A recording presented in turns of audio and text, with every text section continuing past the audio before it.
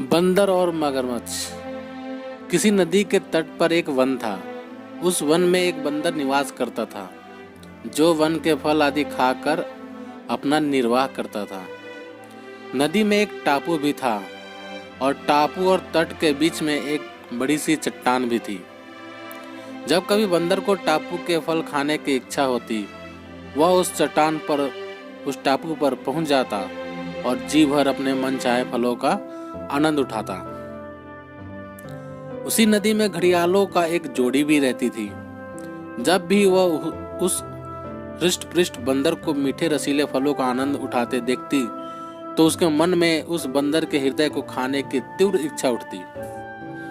एक दिन उसने नर घड़ियाल से कहा, प्रिय, अगर तुम मुझसे प्रेम करते हो तो मुझे उसका हृदय खिलाकर दिखा दो।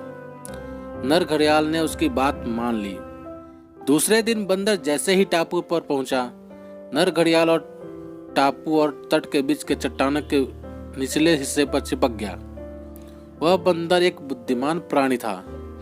शाम के समय जब वो लौटने लगा और तट और टापू के बीच के चट्टानों को देखा, तो उसे चट्टान की आकृति में कुछ परिवर्तन दिखाई पड़ा। उसने तत्काल समझ लिया कि जरूर कुछ गड़बड़ी है। तथ्य का पता लगाने के लिए उसने चट्टान को नमस्कार करते हुए कहा, हे चट्टान मित्र, आज तुम शांत कैसे हो? मेरा अभिवादन भी स्वीकार नहीं कर रही हो।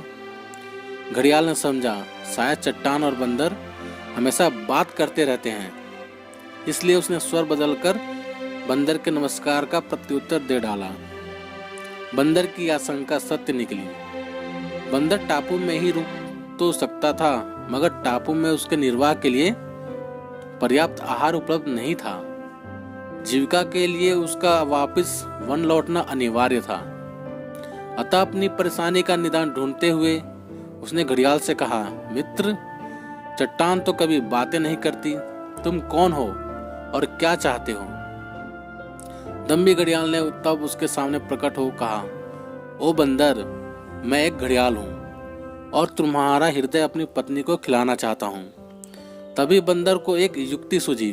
उसने कहा, हे घड़ियाल, बस इतनी सी बात है तो तुम तत्काल अपनी मुंह खोल दो। मैं सहर्ष ही अपने नश्वर शरीर को तुम्हें अर्पित करता हूँ। बंदर ने ऐसा इसलिए कहा कि वह जानता था कि जब घड़ियाल मुंह खोलते हैं तो उनकी आंखें बंद हो जाती हैं।